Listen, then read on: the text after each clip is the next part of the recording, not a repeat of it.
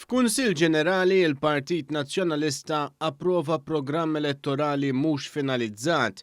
Dan ammettih Bernard Gregg stess waqt li jindirizza l-istess Kunsill Ġenerali li fih ġie approvat l-istess programm elettorali.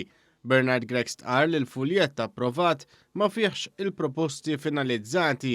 Aħna ser nibqgħu nisimgħu matul din il-kampanja biex inkomplu iva intejbu dan il-programm elettorali u din il-viżjoni.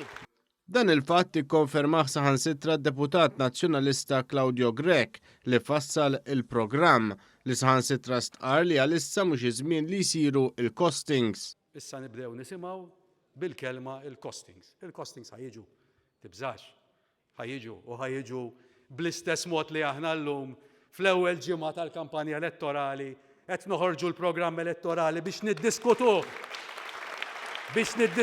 ma' kulħadd. Biex immorru għand il-korpi kostitwiti u l-korpi kostitwiti npoġġu magħhom u naraw magħhom il-proposti tagħhom biex inresqu il-proposti tagħhom jidħlu hawn ġew ukoll. Fid-diskors li għamel fil-Kunsill Ġenerali, Bernard Gregg kompla juri kif għadu ankrat fil-passat. Kważi 60 sena ilu wettaqna din il-viżjoni. Kważi 20 sena ilu erġajna wettaqna l-akbar proġett. Fil-Kunsill Ġenerali għamlu diskors ukoll il-Viċi Kapijiet tal-Partit Nazzjonalista David Aġus u Robert Arrigo. F'diskorshom ukoll komplew mal-kap. Barrigo jgħid li mal-Partit Nazzjonalista il-passat huwa garanzija tal-futur. F'dan il-każ il-Partit Nazzjonalista huwa il-passat huwa garanzija tal-futur.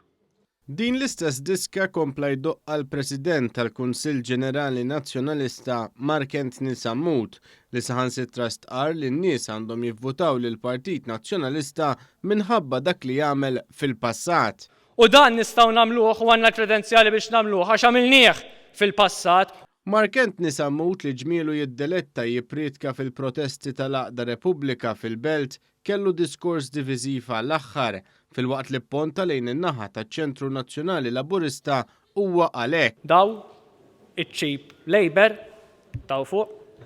Intant fejn suppost beda jippreżenta proposti costed, il-Partit Nazzjonalista kompla jitlob il-flus mingħand in-nies wara li fl-ewwel attività politika mindu tħabbret l-elezzjoni ġenerali, is-Segretarju Ġenerali Michael Piccinino talab il-500 euro minn kulħadd. Issa Arrigo beda jitlob il-flus kontanti fuq l-idejn.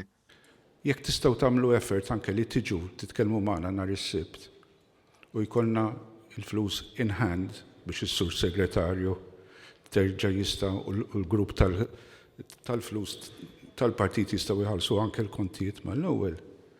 Inkun grat ukoll.